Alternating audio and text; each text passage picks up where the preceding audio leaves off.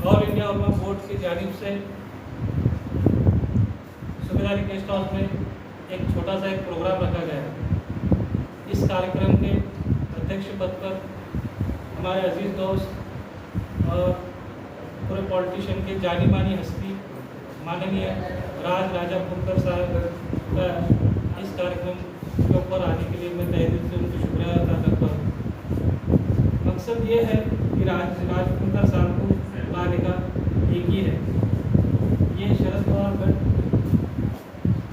की पार्टी से रिलेटेड है लोग और महाराष्ट्र प्रदेश अध्यक्ष पद पर ओबीसी सेल के अध्यक्ष हैं। और राजा राजपुरकर सर को मैंने बहुत सालों से देखा है, जब से ये राजकारण में है कभी इन्होंने कास्टिज्म किसी के साथ नहीं किया और सभी धर्मों को साथ में लेके सभी समाज के लोगों को साथ में लेके ये आज तक चल रहे हैं।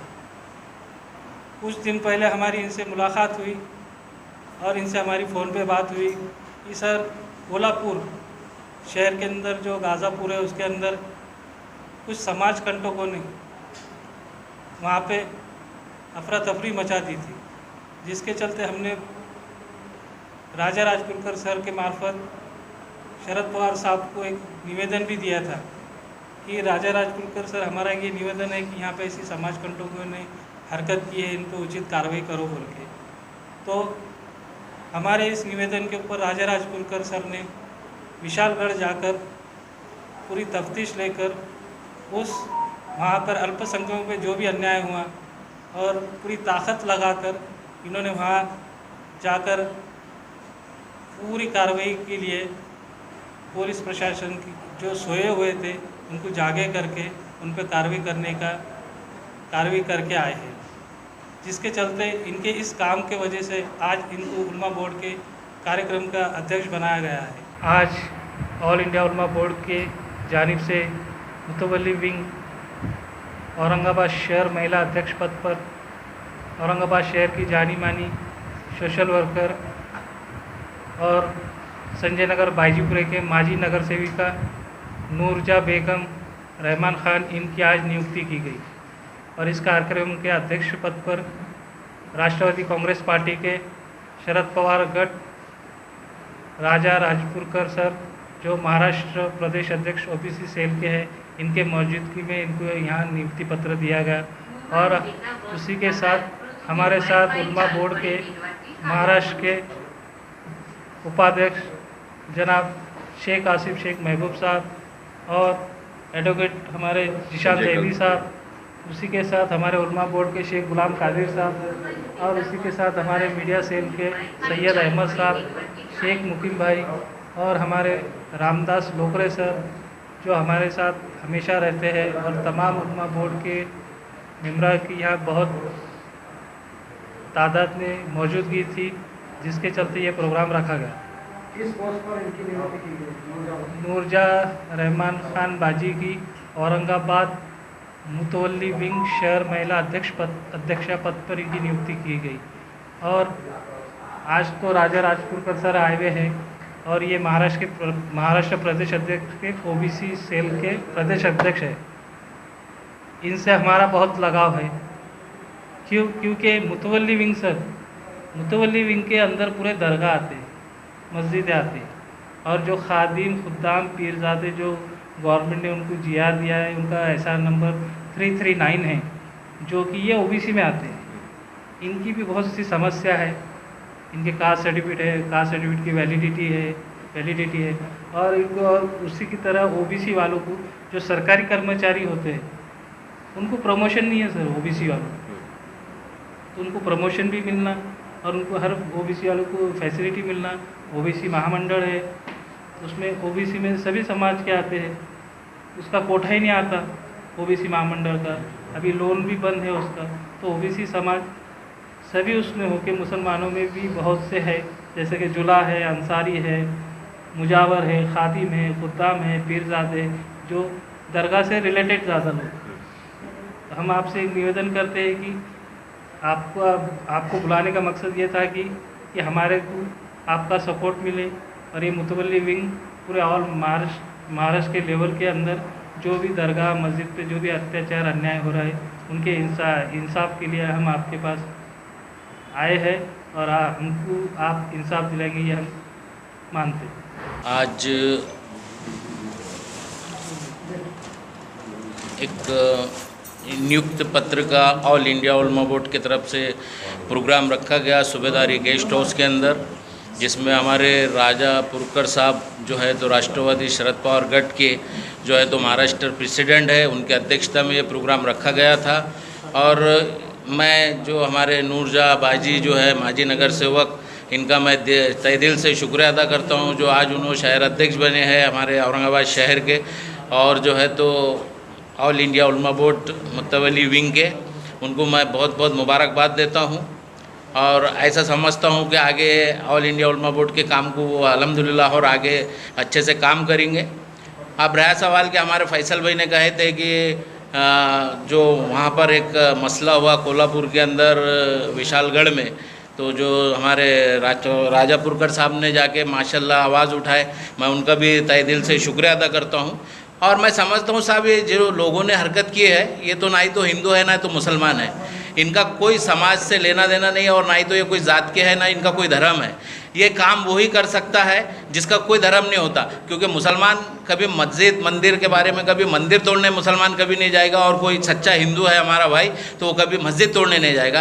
तो ये कहीं ना कहीं इनके अंदर जो है तो एक शैतान भरे हुआ है और ये शैतान किस्म के लोग हैं। बस मैं अपनी दो बात ख़त्म करता हूँ। और हमारे राजा पुरकर साहब, उनके साथ पूरी टीम आई हुई है, आसिफ भाई है वगैरह और जो भी है, पूरे नाम तो मैं नहीं ले सकता हूँ, जो भी है सबका मैं दिल से शुक्रिया अदा करता हूँ। अल्लाह हाफिज़। आज ऑल इंडिया उलमा बोर्डच्या मुतवल्ली विंगमध्ये आज या पत्रकार परिषदेला मला त्या ठिकाणी आमंत्रित केलं। खरं तर माझे सहकारी फैजलभाई आणि आमचे संबंध गेल्या काही एक महिन्यापासूनचे वर्षापासूनचे आहेत। ज्या वेळेला अशा प्रकारचे सामाजिक कार्यक्रम असतात, ज्या वेळेला या ठिकाणी औरंगाबाद असेल किंवा इथून कुठेही असेल, ज्या वेळेला कार्यक्रम असतात त्या वेळेला त्या कार्यक्रमाला मी आवर्जून उपस्थित राहतो, वेळ काढून येतो। आजही औरंगाबादमध्ये माझ्या ओबीसी सेलचा महाराष्ट्रातल्या मराठवाडा विभागाचा मेळावा होता, आढावा बैठक होती। त्यात करून अशा वेळेला त्यांनी मला एक कार्यक्रम सांगितला होता की या ठिकाणी आमच्याकडे कार्यक्रम आहे, आपण यायला पाहिजे। खरं पाहिलं तर या देशामधला मुस्लिम हा तितकाच या देशाचा आहे जेवढा या देशामधला हिंदू एकत्र आहे। हिंदू असेल मुसलमान असेल, हे दोन्ही जर तुम्ही मानवतावादीच्या एका अँगलने जर पाहिलं तर ही सगळी माणसं आहेत आणि माणसाला माणसाप्रमाणे ठेवणं, माणसाप्रमाणे वागवणं ही आपली संस्कृती आहे। कुठेतरी गेल्या काही दिवसापासून काही अशा घटना घडत आहेत ज्या माणुसकीला काळीमा फासणाऱ्या घटना आहेत। आताच काही दिवसापूर्वी एक घटना घडली ज्याच्यामध्ये विशालगडावरती गजापूर नावाच्या एका गावामध्ये काही लोकांनी, काही समाजकंटकांनी त्या ठिकाणी अशा प्रकारचं कृत्य केलं जे निषेधार्थ आहे। मला हे कळलं, मी फैजलभाईंनी मला फोन केला होता, आसिफ कलिबी माझे सहकारी त्यांनी मला फोन केला होता, अनेक लोकांनी त्या सांगितलं। मी आणि राज्याचे माजी मंत्री आदरणीय जितेंद्र आव्हाड साहेबांनी भूमिका घेतली आणि ठरवलं की आपण तिथे गेलं पाहिजे, आपण त्या लोकांना भेटलं पाहिजे। या माध्यमातून मी स्वतः त्या ठिकाणी विशालगडावरती गेलो होतो, गजापूर गावाकडे गेलो। 144 सेक्शन होतं, कलम लागलं होतं। 124 कलममध्ये जर त्या ठिकाणी मी जर गेलो तर माझ्यावरती त्या ठिकाणी दंडात्मक कारवाई होऊ शकते, मला त्या ठिकाणी जेलमध्ये टाकलं जाऊ शकतं। पण असं असताना देखील माझी काही माणसं त्या गजापूर गावामध्ये आहेत, त्या माणसावरती अत्याचार झालेले आहेत, अन्याय झालेले आहेत आणि त्या लोकांना माझ्या या देशाकडनं, माझ्या समाजाकडनं, माझ्या पक्षाकडनं अपेक्षा आहे, या महाराष्ट्राकडनं अपेक्षा आहे की त्यांना सुरक्षितता मिळावी करून। अशा परिस्थितीमध्ये ही लोकं त्या ठिकाणी कुठल्या परिस्थितीत आहेत, त्या ठिकाणी त्यांना सुरक्षितता आहे की नाही आहे, त्यांना जेवायला अन्न आहे की नाही आहे, त्यांना कपडे वस्तू आहेत की नाही आहेत आणि ज्या पद्धतीने जे काही गोष्टी घडल्या होत्या त्या गोष्टी वास्तविकपणे समजून घेण्यासाठी त्या ठिकाणी मी गेलो आणि या सगळ्या गोष्टी लक्षात घेतल्यावरती एक मात्र कळतं की छत्रपती शिवरायांचा वारसा हा अशा प्रकारचा नाही आहे। शेतकऱ्याच्या शेताच्या देठाला आणि एका महिन्याच्या केसाला कधी पदराला हात लागेल अशा प्रकारची मानसिकता किंवा संस्कृती छत्रपती शिवरायांनी आम्हा महाराष्ट्रामध्ये दिली नव्हती। त्यामुळे ह्या ज्या लोकांनी छत्रपती शिवरायांच्या नावावरती हा जो उद्रेक केलेला आहे हा निंदनीय आहे, निषेध करण्यासारखा आहे। आमच्या पक्षाने स्पष्ट म्हटलेलं आहे की ही जी कोणी लोकं होती या लोकांवर तात्काळ कारवाई करण्यात यावी आणि अटक करण्यात यावं। इतकंच नाही, त्यांच्यावरती सक्त अशा प्रकारची त्या ठिकाणी शिक्षा ठोठावण्यात यावी। महाराष्ट्रामध्ये सर्वांनी एकत्र राहिलं पाहिजे, गुन्हा गोविंदाने राहिलं पाहिजे। ज्या प्रकारचं ज्या ठिकाणी अतिक्रमण असेल त्या अतिक्रमण सरकारच्या ज्या काही फ्रेम्समध्ये असतील, ज्याप्रमाणे त्या ठिकाणी लिगलच्यामध्ये ॲब्सेंटमध्ये असतील त्या ठिकाणी त्या गोष्टी काढल्या घ्याव्या। पण अतिक्रमणाच्या नावाखाली जर एखाद्या ठिकाणी समाजाचा छळ होत असेल, एखाद्या घटकाचा छळ होत असेल तर हे आम्हाला मान्य नाही। मला असं वाटतं की या गेल्या निवडणुकामध्ये लोकसभेच्या फैजलभाई, मला असं वाटतं की ज्या ठिकाणी मायनॉरिटीने, अल्पसंख्याक समाजाने ज्या पद्धतीने इंडिया आघाडीला मतदान केलेलं आहे, इंडियाच्या सोबत राहिलेली आहे, लोकशाही वाचवण्यासाठी, संविधान वाचवण्यासाठी ज्या पद्धतीने त्यांनी ताकद दिलेली आहे, मला असं वाटतं की आता कुठेतरी हा भारतीय जनता पार्टी असेल किंवा ही मनुवादी सरकार असेल हे कुठेतरी बिथरलेलं आहे आणि कुठेतरी घाबरून वितरून अशा प्रकारचं कृत्य यांच्याकडनं होत आहे. महाराष्ट्र कदापि सहन करणार नाही. देशाची निवडणूक असेल किंवा राज्याची असेल, महाराष्ट्रामध्ये तुम्हाला ह्या गोष्टी आम्ही असेल त्या तुम्हाला आम्ही जागेवर दाखवून देऊ. मात्र एवढंच नाही, एक मात्र सांगेन की ज्या वेळेला माझा मुस्लिम बांधवाला ज्या वेळेला तो असुरक्षित वाटेल, त्याची बहीण असेल माझी असुरक्षित असेल, त्या वेळेला हा हिंदू बांधव त्यासाठी धावून जाईल. हे मत तुम्हाला जी क्या कहेंगे, आज आपको ऑल इंडिया उलमा बोर्ड का महिला अध्यक्ष बनाया गया है, इस बार आज मुझे ऑल इंडिया उलमा बोर्ड के अध्यक्ष मुतवल्ली फैसल साहब ने मुझे शहर की जो है तो महिला अध्यक्ष पद की नियुक्ति दिए हैं, तो मैं इनका बहुत बहुत शुक्रिया अदा करती हूँ.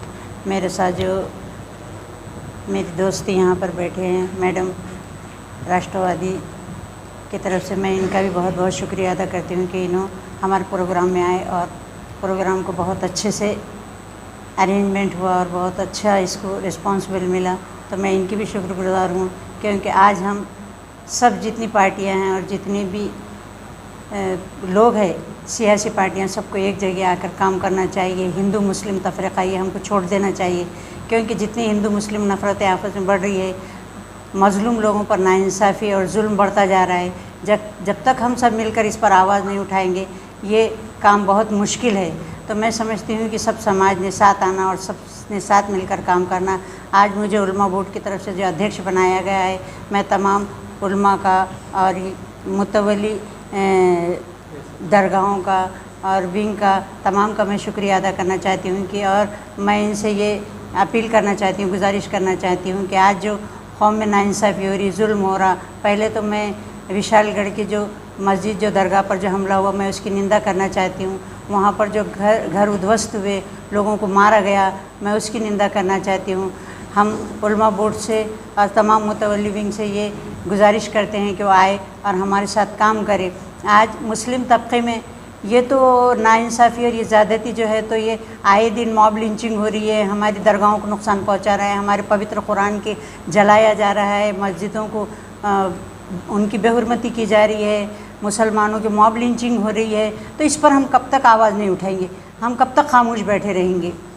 और जिसकी मॉब लिंचिंग होती है, एक औरंगज़ेब नाम का लड़का है, मध्य प्रदेश या सहारनपुर का है, उन पे मॉब लिंचिंग हुई, दाढ़ी और टोपी देखकर मॉब लिंचिंग होती है, और फिर उन्हीं के घर के अफराद पर FIR दर्ज होती है. तो ये कब तक ऐसा चलते रहेंगे और हम कब तक खामोश बैठे रहेंगे. तो इस पर मेरे को एक शेर याद है, हम ही को कातिल कहेगी दुनिया, हम ही को कातिल कहेगी दुनिया, हमारा ही कत्ल आम होगा.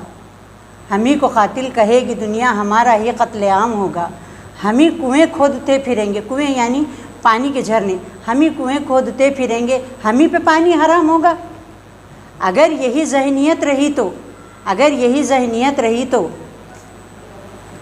मुझे ये डर है कि इस सदी में, अगर यही ज़हनियत रही तो गवर्नमेंट की, हुकूमत की, अगर यही ज़हनियत रही तो मुझे ये डर है कि इस सदी में ना अब्दुल हमीद होगा ना अब्दुल कलाम होगा.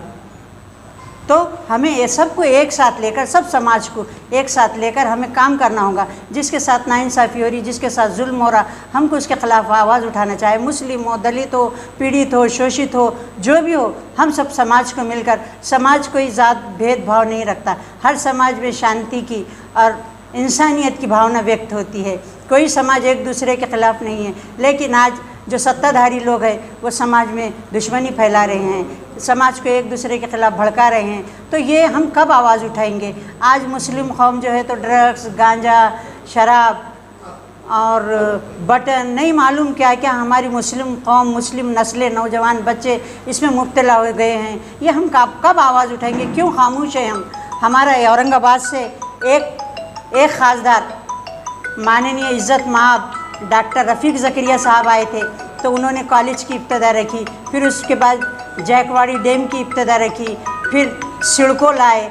तो ये ऐसे आजकल जो है तो हम आमदार खासदार सिर्फ चुनकर देते हैं, जो कौम की आवाज़ नहीं उठाता. कौम में क्या ख़राबियाँ हो गई, ये समाज में क्या ख़राबियाँ हो गई, इसके ख़िलाफ़ कोई बोलता ही नहीं, सिर्फ भड़काऊ भाषण कर देते हैं. और हमारे को कौम को भी ये आदत हो गई, समाज को भी ये आदत हो गई कि जैसे पेट भरने के लिए 2 रोटी लगती है, वैसे जब तक भड़काऊ भाषण नहीं सुन लेंगे, जब तक उनके दिलों को करार नहीं आता, उनके कानों को, उनके दिल को, उनकी उनकी वो पिकअप नहीं होती है, उनको अच्छा नहीं लगता है। भड़काऊ भाषण जब तक नहीं सुन लेंगे उनको इत्मीनान बख्श कोई फ़ैसला नहीं ले सकते वो। तो ये भड़काऊ भाषण कब तक चलते रहेंगे?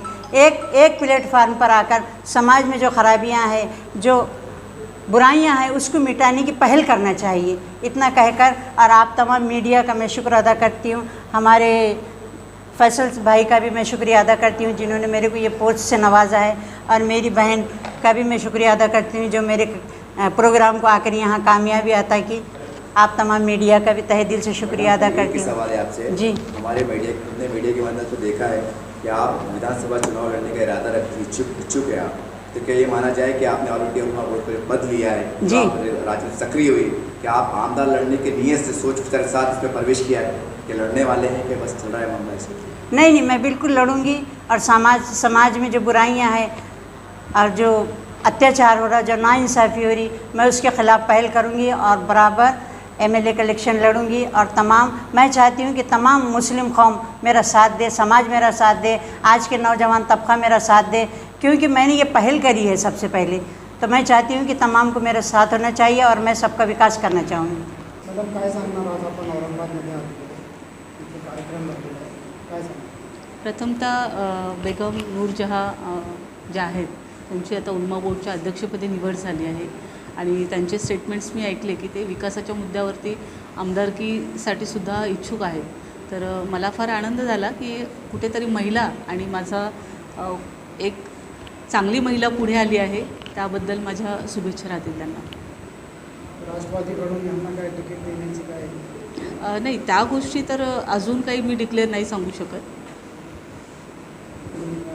महिलांना रोजगारासाठी काय करणार आपण, काय पाऊल उचलणार? महिलांच्या रोजगारासाठी बऱ्याच काही योजना आहेत, त्या पक्षश्रेष्ठी आणि निवडणुकीनंतर बऱ्याच काही गोष्टी पक्ष डिक्लेअर करेल.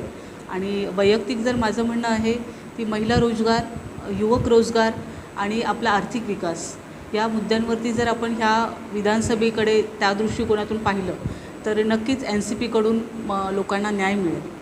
मुख्यमंत्री साहेबांनी 1500 रुपये दर महिना महिलांना देण्याची घोषित केलेली आहे, त्याबद्दल आपण काय सांगतो? मला असं वाटतं 1500 रुपये दर महिन्याला देण्यापेक्षा जर त्यांनी महागाई, आर्थिक सुबत्ता किंवा रोजगार, आरोग्याच्या सुविधा आणि जे आता महाराष्ट्राचं गचाळ राजकारण चाललं आहे की त्यांच्या महाराष्ट्रामध्ये आज आपल्या छत्रपती शिवाजी महाराजांच्या महाराष्ट्रामध्ये आज आदरणीय शरद पवारांच्या सेक्युलरिझम विचार तत्वाला काळिमा फासणाऱ्या घटना घडत आहेत. धर्माचे युद्ध, जातीयवाद आणि कुठेतरी देश हा आर्थिक विकासाकडे नेण्यापेक्षा देशाच्या जनतेला कुठेतरी धर्म, जात या गोष्टींमध्ये अडकून कुठेतरी भ्रमित करण्याचा प्रयत्न हा सत्ताधारी पक्षाचा चाललेला आहे. तर त्या गोष्टीचा मी जाहीररित्या निषेध करते आणि 1500 रुपये महिना देण्यापेक्षा माझी महिला जर सक्षम झाली, तिच्या पायावर जर ती उभा राहिली तर नक्कीच माझी महिला ताठ महिन्याने जगू शकेल, कुटुंब सांभाळू शकेल आणि 50% आरक्षणाचा जर विषय आहे तर देशही चांगला सांभाळू शकेल. माझं नाव विद्या गाडेकर, मी शरदचंद्रजी पवार गटाकडून NCP इंडियाकडून मी प्रदेश सचिव आहे महाराष्ट्र राज्य. मैडम एक सवाल करना है. Yes. देखिए केंद्र सरकार ने, राज्य सरकार ने महिलाओं के लिए 23 कार्यक्रम एक घोषित किया था, लेकिन इम्प्लीमेंट में नहीं आ रहा है. आप एक महिला हैं, महिला और हर पार्टी ये आवाज़ नारा लगा रही है, महिलाओं को इंसाफ दीजिए, महिलाओं के साथ न्याय कर. एक महिला आपके बाजू बैठी है, कैसा लगता है कि ऐतिहासिक शहर में आने के बाद एक महिला एक सक्षम है कि वो आगे भिड़े चुनाव लढे? क्या कहेंगे? मला तर खूप आनंद होईल. माझ्या माता भगिनी, माझ्या मुली, माझ्या महिला जेव्हा घरात ज्यांना शक्य आहे बाहेर पडणं, त्यांनी नक्कीच बाहेर पडून त्यांचं टॅलेंट, त्यांचं कार्य दाखवावं समाजासाठी, कुटुंबासाठी आणि कुठेतरी देशासाठी. ही सक्रियता, कुठेतरी ही समाज व्यवस्था बॅलन्स होईल.